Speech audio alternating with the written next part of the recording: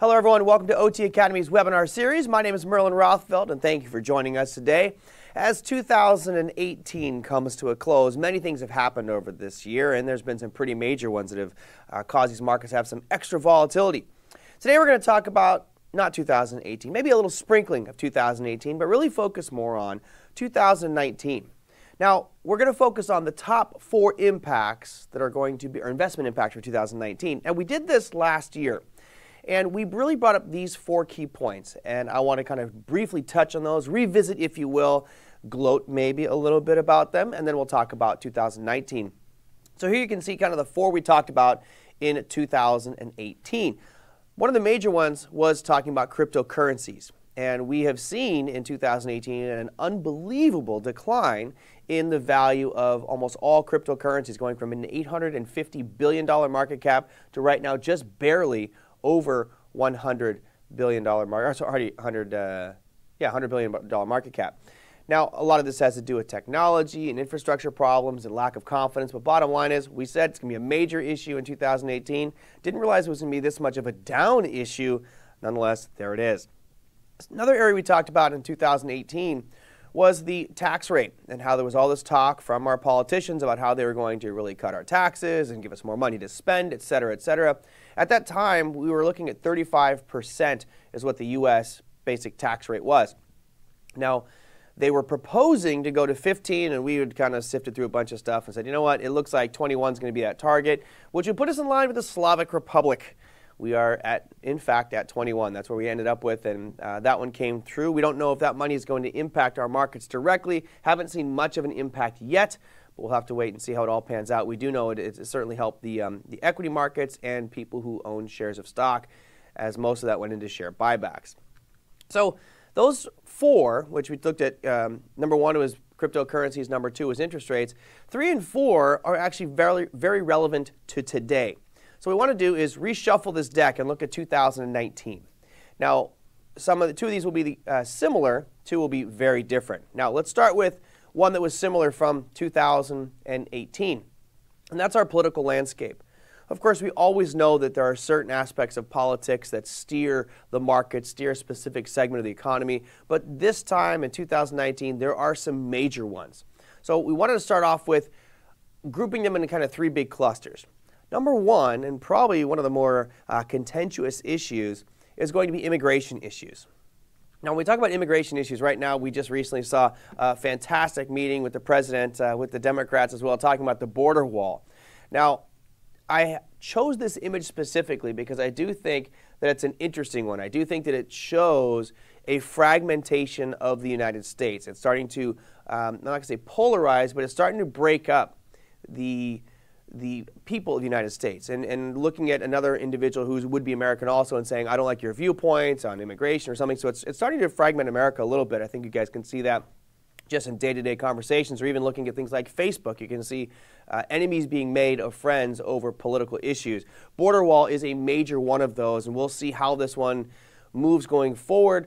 We already hear now that President Trump says, I will absolutely shut down our government if I don't get what I want and I don't get money for the border wall. And it's like, okay, this could create a lot of volatility in the markets. And of course, when you have that sort of type of shutdown, the government battling Democrats versus Republicans here, that's generally not going to be good for the economy, hence not good for the markets, and that could put some downward pressure out there. Another one is deporting criminals, which of course is not as major as building a border wall, but nonetheless, we've heard many conversations from politicians talking about, we got to get rid of these criminals, these people don't belong here. Immigration is another one. There are many who feel that our immigration laws are too tough, too stringent, and prohibit people from actually going through the legal process to become a legal citizen. So they do it illegally, and then all of a sudden we have to start worrying about illegal immigration. Sanctuary cities is one that was bigger last year, but I think it may start to rear its ugly head again more as the border wall talk increases and also the immigration problem starts to go. All right. And yes, by the way, I see we have got a nice group of people out there. If you guys want to interact with me, please do so. You are on this webinar right now. You can chat and interact right there. Just go ahead and type in your comments or questions, whether you agree or disagree. But there's a lot of stuff we're going to talk about today. So thank you guys for joining us, and please feel free to interact. All right. So you have Political issues as well. Now, this is an interesting one. There's a lot of little things that have been happening which certainly have created major waves. Gun control will probably not go away. That will continue to be a talked about issue. And let's be honest, it will be a posturing point for politicians, because in the past few years, I have seen nothing done with gun control, but it always seems to come up. You have abortion, which now we have a little bit more conservative Supreme Court view. This may come back into play, which of course could create more tension in the U.S. Welfare drug testing, one that I think most people would probably agree that if you're getting money for free from the government, you probably should be drug-free. So this is another one that could come into play. Healthcare, always an issue. Terrorism, which fortunately we have not had any major external terrorist events. We've had some internal terror events caused by our own citizens. And then one that's definitely a hot topic for just about everybody, including Democrats and Republicans, is the drug pricing regulation. This may have some impact on pharmaceutical companies and drug companies. So to me, that is a big issue, especially for those of you who trade pharmaceutical and drug stocks, one that on my trade plan, I am not allowed to trade. All right, net neutrality. Now, this is one that got shot down, but I think it could come back into play again. They'll keep pushing for net neutrality and take away some of the freedoms that we have there with regard to the internet. And lastly, and this may actually be the number one thing on here politically, is marijuana. This has now gone from being the brunt of jokes in movies like Reefer Madness to a multi-billion-dollar business in many states across the U.S. I believe 10 states have it legalized for recreation, and the 25 have it legalized for medicinal use. We may see this go much broader, and as that grows, there's going to be tremendous investment opportunities. And it's not just buying the marijuana leaf, it's buying the manufacturing equipment, the packaging equipment, storage containers, shipping, distribution, all that stuff comes into play, which is great for us as investors, because it just, when we look at buying something to grow our net worth or grow our wealth or to generate income, do you really care what it is? No. In most cases, you want something that has a fairly predictable trend, whether that trend is up or down, but you also like to have some degree of volatility. And as we all have seen over the past couple of months, these marijuana stocks are some of the most volatile ones out there, right neck and neck with cryptocurrencies. So that is a major political issue. We just yesterday had a bill passed by Congress talking about the legalization of hemp for cultivation in America, which again is a massive, it should be an apology from our government for prohibiting it back in the 1930s. It's one of the most useful plants on the face of the earth, not only from products, but also to healthcare as well. So there are some major changes happening in that political space with regards to marijuana and hemp. Next is conflict. I don't think this will ever stop. We'll always have some semblance of conflict. However, there are some potential conflicts which may be worse than others. For example, we have Yemen, we have Afghanistan, Iraq, and Iran. Those are kind of the staples, right? They always kind of continue to be there. But you also have North Korea. And let's not be fooled by Dennis Rodman wearing a pot-coin shirt to North Korea saying he brokered world peace between Kim Jong-un and President Donald Trump. Nothing happened, guys. They haven't dismantled nuclear weapons. We're not at world peace. They're not holding hands singing Kumbaya. North Korea is still North Korea. However, they have become much more diplomatic with the rest of the world and maybe their neighbor to the south. But they haven't dismantled their nuclear weapons like has been talked about in the media. And the last one here is probably the most interesting, and that is Russia. Of course, ever since these elections happened, there's been this talk that Russia's been spying on us and influencing the election. Let's be honest, it seems like the smartest hackers in the world are always from Russia. That's a nice little label to have out there. But we are continuing to escalate. And now that we're pulling out of this Short-Range Nuclear Weapons Act, potentially, Russia has been very clear to say, if you guys are going to pull out of that, we're going to all of a sudden start manufacturing short-range nuclear weapons as well. So this, what has been a calm, dormant fight between nuclear weapons and superpowers, all of a sudden took a nice little notch to the upside. Our markets actually took a little dip that day when that announcement happened. But this could also become rather contentious going forward, something to keep an eye on. And that would definitely be a negative one if Russia really started to step up in the, hey, you know what? Well, we're going to start our whole nuclear arms program up again, and now we'll just go back in steps as a human race. All right, that is your political side. Now, that was a lot in there. I know we're usually thinking of just one specific piece, but the political landscape is probably the most impactful here. Number two, was also a factor last year, and we talked about this as being critical from the rising rate environment. This time, it gets even worse. Now, let me show you some interesting details here, which hopefully will put your mind in a different place than it may be now with regards to interest rates and market behavior. Here's a chart of the S&P 500 going back from 1995 to 2009. And you can see we had the huge boom and a big market crash. Another huge boom and another huge market crash. Well, one thing that helped those booms and bust cycles was interest rates. Now, interest rates is this blue part of this chart here. And you can see that for 1995 all the way to 2000, rates were steady between 5 and 6%. But as that market crashed from 2000 to 2003, Greenspan was aggressively cutting rates. And you can see it just getting chop, chop, chop, chop, chop there, all the way down to when we finally had rates at 1%. And that was a historical low. Then the market rallied from 2003 to 2017, and they raised rates 17 times in that 4-year period. 17! That's pretty significant. Now, that was designed to help slow down a roaring, booming market. Of course, when it peaked out in 2007, 2008, and began to crash, notice how aggressive they were with their rate cuts, which brought us all the way down to 0. Now, let's go in, look at what happened going forward. Here is 2017 through yesterday. This is updated as of yesterday, December 12th. So I want you to just step back, and I think everybody could say, wow, one of these kids is not like the other, right? One of these rallies just seems out of place. And it is, and it's also been manufactured, because look what the Fed has done with regards to interest rates. As we looked at back here, and I'm going to actually move my cursor so you guys can see it on the screen here. If you look back here, when that market rallied 100%, they raised rates 17 times to slow it down. Back here from 2009 to 2018, when the market rallied over 330%, they barely raised at all. They actually just started in late 2015, early 2016. Now, right now, we are at this line on your screen, which is 2%.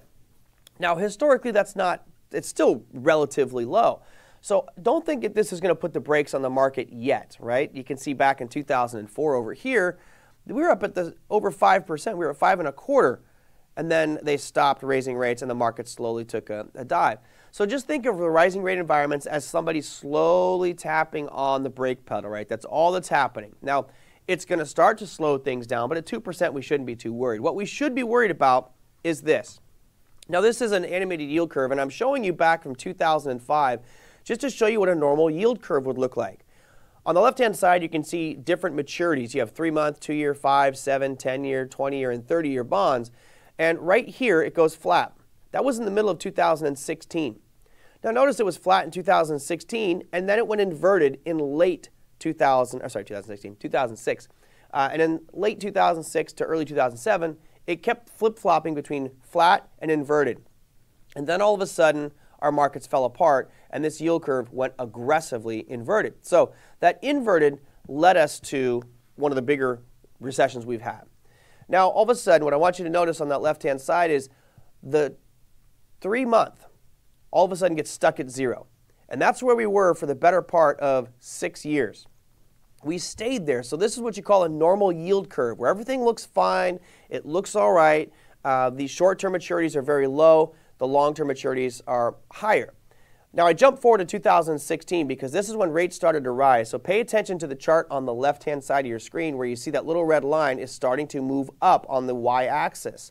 So we went from 0 to 25 basis points, to 50 basis points, to 75 basis points, to 1%, 1.25%, 1.5%, 1.75%. And today, if we were to look at exactly where we are with regards to this yield curve, we are stuck at a point where the yield curve is just at 2%. At least the Fed funds rate is at 2%. So that leaves us this picture here. That is almost flat. It's not quite flat, but it's close. In 1 week, we have an announcement, which will probably be the most significant announcement for 2018. And that announcement is going to come from Chairman Fed Powell. Now, that announcement should push the yield curve or push short-term rates up by 25 basis points. So watch what happens to the left-hand side of your chart here. All of a sudden, we could get a yield curve that looks like this, and that could happen in 1 day. When that happens, the media will now say we are in a flat yield curve environment, which does what? It precipitates fear. When people hear we're in a flat yield curve, that means that short-term rates, the ability for you to invest in a bond for 3 months, is the same as it would be for 30 years. So what's your incentive to invest for the future? There isn't one. Now that could lead to a further decline in the yields of long-term bonds, which would put us inverted. Now, every recession has been preceded by an inverted yield curve. Now, not every inverted yield curve leads to a recession. Now, let's make that clear, but when we look back historically, every recession has had an inverted yield curve. So it's not to say that an inverted yield curve is the end, but if we can learn anything from history, it's that there are many patterns that tend to repeat themselves. And this is one element that we should look at with caution and think, you know what? I might want to be a little bit more protective with my portfolio if I see this yield curve go flat.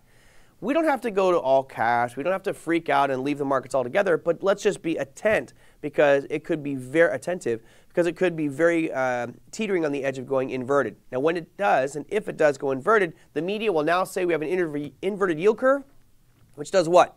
It spreads fear. People start to panic, they get out of their positions, and then what happens is we get a great market crash. I say great because for people who are educated investors like Online Trading Academy graduates, you understand that a market crash is a great opportunity to buy in at demand levels where you feel like going long at, and even better, shorting these markets and making money as things decline. So the yield curve isn't something that's going to impact snap of the fingers overnight. That takes a while to build into the system, but it's a way for us to analyze market health and see where things may be headed. That was your number 2 on our list of the top 4 impacts for 2019. And I think it's actually all going to start on December 19th, 2018. We'll see how this all pans out. All right, our next one on here is an interesting topic, and I can see Andrew says U.S. Brexit. Well, we probably won't be leaving any union soon, although, you know, California always seems to want to leave. So does Texas, make their own countries. But Brexit will be a major one. So let's talk about Brexit for a little bit because this one's very interesting. With regards to Brexit, most of us live in the United States. Not most, but most of our audience here. I know we have a lot of you international, which is great, but the majority probably live in the United States and may not be abreast of what's going on with Brexit. So let me real quickly talk about why this is so significant.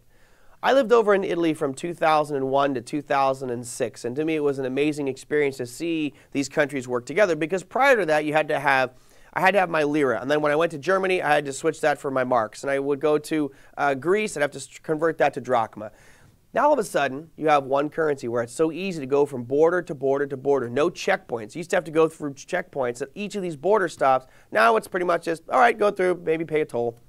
No big deal because it's all one giant union, one state. Imagine the United States where we had to go from, if you wanted to go from California to Nevada, you had to go through a big security checkpoint, armed guards out there, they're searching your car, making sure you're not smuggling in oranges. Oh wait, they do that already. But imagine if every state had that.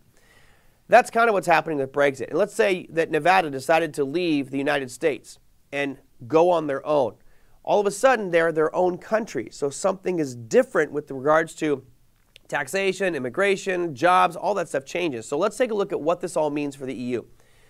Here is a breakdown of the gross domestic product contributions from each of these countries to the European Union. Now, the data I have goes back to 2016, but it gives you the general idea.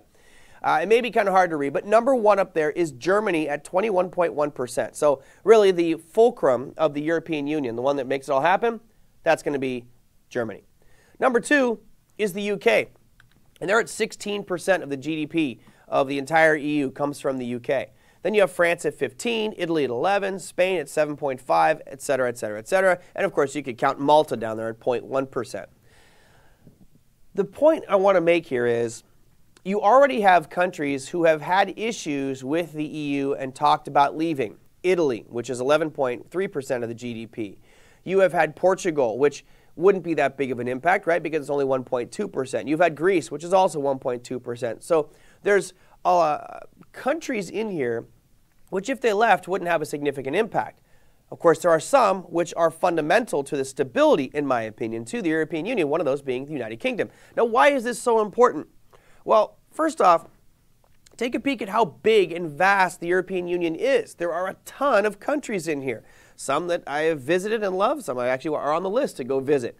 But let's zoom in on the UK in particular and talk about the issues that need to be solved. First issue that I see is trade. Now, let's say you are a haggis vendor. Yes, I went to haggis on this show today. And you have a client in Hamburg who is always buying your haggis. Great. Well, under current EU rules, no problem. You ship it over there, it goes to that guy, everything's great.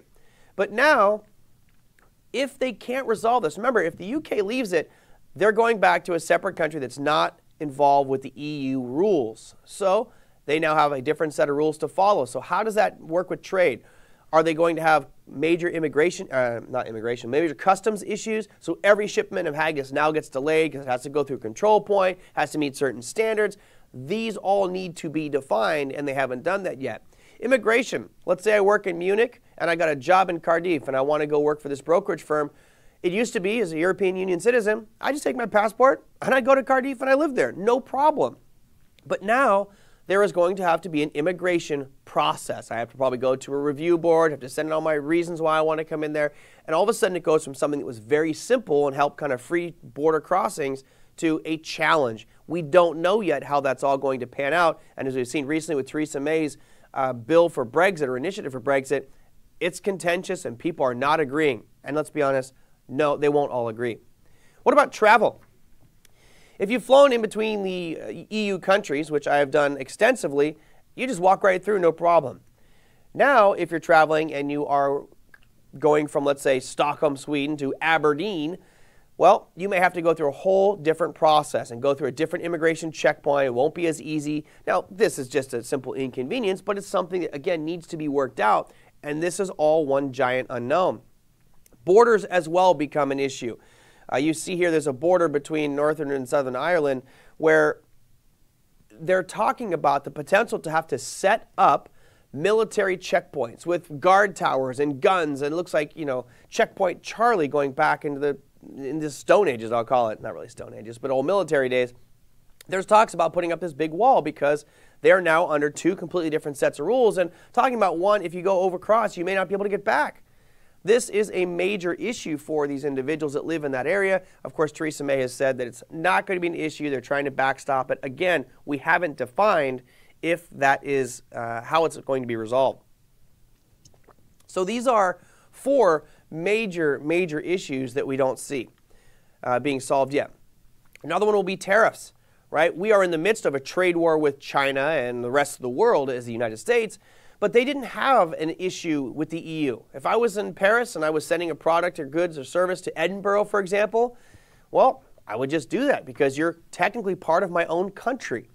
But now, if the UK leaves, what tariffs will be imposed, right? There's already a lot of talk about the North Sea and the Celtic Sea and all the fishing going on out there because those are technically UK waters. Now, is there a tariff on the fish from UK fishermen back into Germany and those types of things? This is all a complete unknown, and it gets very interesting for these countries because it's an unknown. How do you solve something? Remember, we don't like uncertainty. Markets hate uncertainty.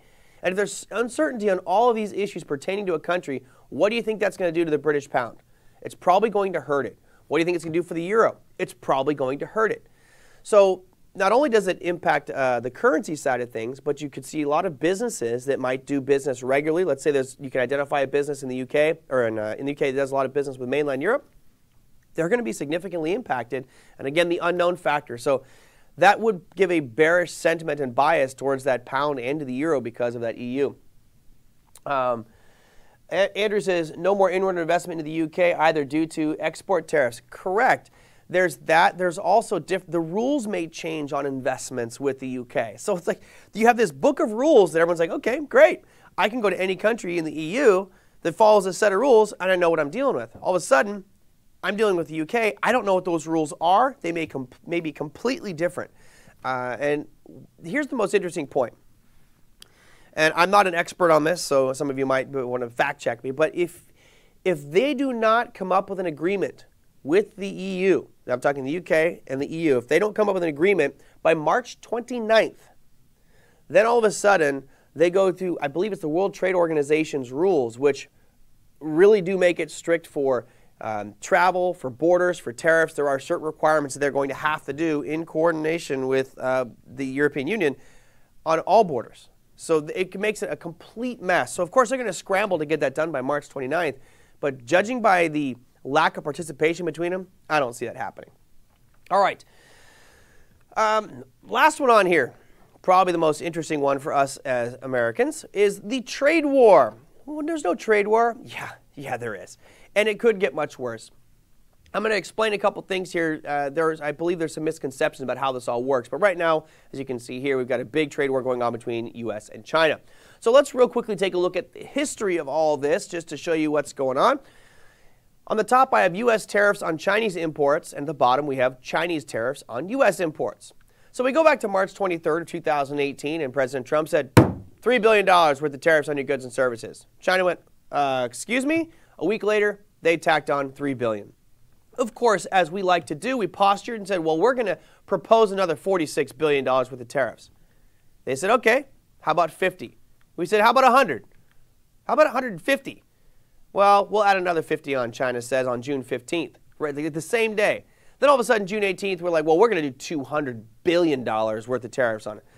And a couple days later, we tariffed $34 billion for the goods and services. So the dark blue ones there with the black circle, that's actual implemented tariffs. China, of course, that same day said, all right, fine. What's good for the goose is good for the gander.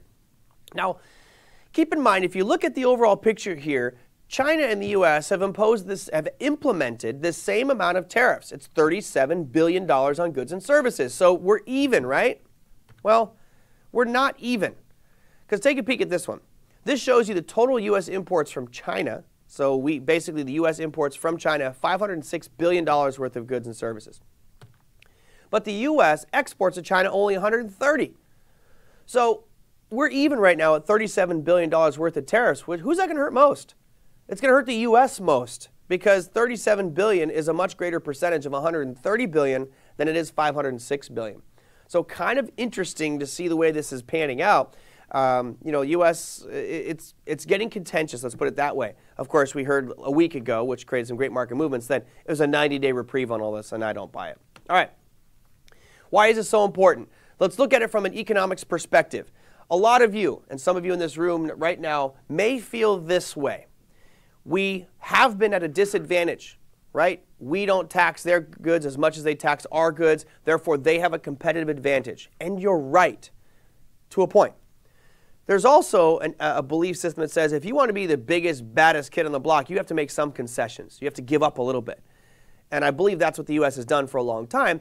I agree. It's unfair to us with regard to the tariffs. However, raising those tariffs so that they're fair, the same for both could have unintended consequences. And to me, this is the big problem going forward that people aren't paying attention to. Most people are going, yes, let's raise this, let's tariff them because we want it to be a fair level playing field.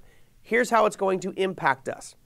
Let's say I'm a vendor and I sell MP3 players. I'm making up a simple example. I'm selling MP3 players. I get them manufactured in China for $30 a piece. But when they come to me in the U.S., I sell them for $40 a piece. I have a $10 markup per item. Great. And of course, your markups might be more, but you're just going to have to deal with my simple example. Now, the average consumer, let's say they have $100. They go out there and they buy this $40 MP3 player. They have $60 left to spend on some other goods and services. But if we impose a 25% tariff on this, that's going to get passed on to who? It's going to get passed on to the American businesses. And businesses aren't going to swallow that loss so you can enjoy that player. They're going to pass that on to you and mark up their product. So all of a sudden, that MP3 player goes from 40 to, let's say, 50. Now this individual has $10 less after buying that MP3 player to spend on things. And you may be thinking that that's not really important. It's okay. It's no big deal, right? Look at the long-term impact and how it hits our economy. So, same $100, right? I buy that MP3 player for $40, I buy a new pair of glasses for $30, I buy a toy for my kid for $20, and a new t-shirt for $10. That $100 is now consumed, it's spent, right? I have zero left. Now, if you're smart, you don't spend anymore. If you're not smart, I will say in a polite way, you go into debt and start spending like you normally would. Now, most of us are going to stop at zero. But what if they slap on that 25% tariff? 25% tariff, that means those goods and services are going to get jacked up in price, and they pass that on to us. So that $40 MP3 player is now $50. Those $30 glasses, $37.50. That toy, which was $20, now going to be $25, and that shirt, which was $10, is $12.50. If I buy those same goods and services, I now am $25 short. So what does that mean? That means that us, as Americans, as consumers, have to adjust. And I might adjust by cutting out that toy for my kids. So be the Grinch that stole Christmas, because I'm not giving up my MP3 player, glasses, or a t-shirt.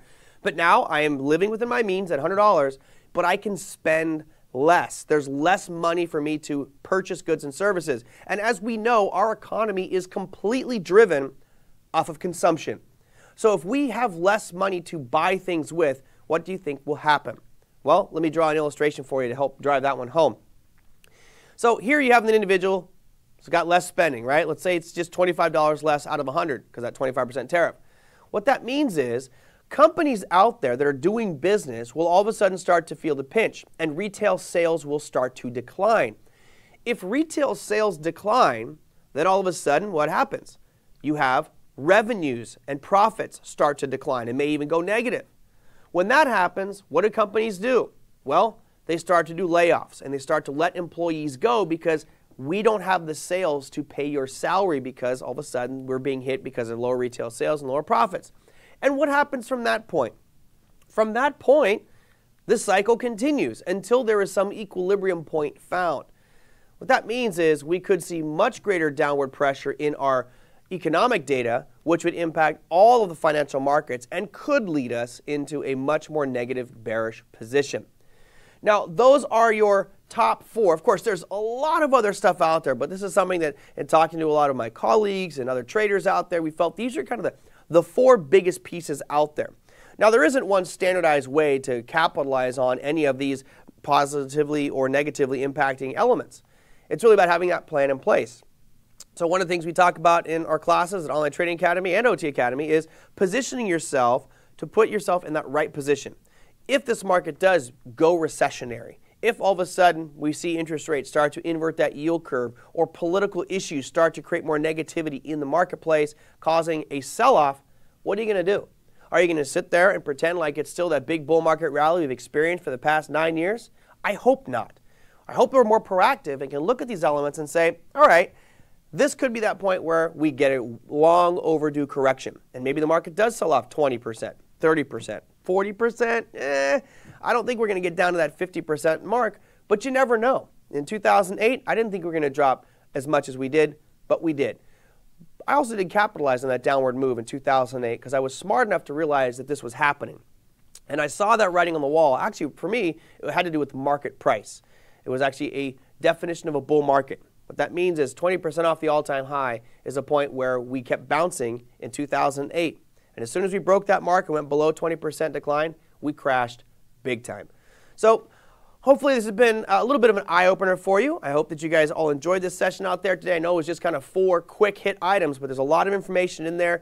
Again, if you'd like to know more information about this or how to trade options, stocks, futures, forex, commodities, real estate, and capitalize on any of these market type of moves, I would encourage you to go to www.otawebinar.com to get more information about education in any of those areas. Now, I am going to real quickly go through some listener questions just because I finished the bulk of the presentation, but I'll go through a couple listener questions. Do you see political issues kicking a sell-off? And that's from AVP. I don't necessarily see that it's going to kick a sell-off, because remember, we could have a political issue that spurs a big market rally. But how many, how do we phrase this correctly? If you look at what's happened over the last decade, a lot of the, let's say, ammunition, that's the right word, ammunition that's been used to fuel this huge market rally has been used up. What other elements could boost us into the next huge bull market rally? If we look at the risk-reward ratio and probability, the probability of a news announcement from the political side or an economic perspective that's going to vault our market up another 100% from here is really slim. What normally happens in business cycles and economic cycles is we get these big market rallies, and then what happens? We get a correction, a pullback in the market. They're just natural. It's nothing to fear. However, we don't want to be sitting in that market long when it drops 10, 15, 20%. Let's get out, maybe buy back lower. We can use options for that. We can collect premium along the way, generate a rate of return as opposed to losing in our investment accounts. So I don't know if it's going to kick off a sell-off. It might. Me personally, I do believe that some of the comments and posturing are going to create more negativity in the markets, more of a stalemate between our politicians after the midterm elections, and I think less is going to get done. I think America is going to get frustrated with that, and you'll start to see these markets sell off a little bit. But I'm not going to base my trades off my opinion. I'm going to base my trades off facts that I see in the marketplace. John says, good afternoon. It worked for UK before it was in the EU. Why not after? Great question. And I do believe it's going to work for him. I think that long term, this is a much better deal for Britain, for UK. I think it's a way better deal. However, you have to figure out all the pieces that allow you to remove yourself from the EU, and none of that has been settled. And you also have to look at it this way. Think of, you've all watched movies about gangs, right? Everybody's watched movies about gangs. You watch Colors, you can watch the Gangs of New York. What happens when a member of that gang decides to leave, tries to get out of the game? It's never pretty. The gang members they will beat that other gang member into submission until they finally, or worse. And think of the European Union as a gang, in a good way. It's been a good gang, right? They're the lollipop gang. But when one of those people are going to leave and be removed from that equation, I think that what's going to happen is the European government's going to say, you know what? We have to set a tone here that this is not okay.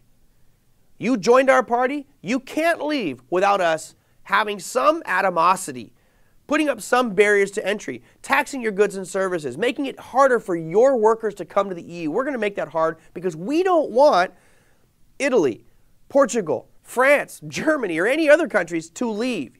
Because now, if they make it amicable and friendly for the UK to leave, that sets a precedent to anybody else who has issues with the EU. So you're right. It is 100% true that they were good before. However, I think it's going to be different now. No, I agree with you, John. I definitely think it's good for the UK, but you have to understand they're pulling out of a system they've committed to, and that's where the challenge is going to arise. Does increasing tariffs on China encourage production of goods in the U.S.? Would that set off challenges with China trades?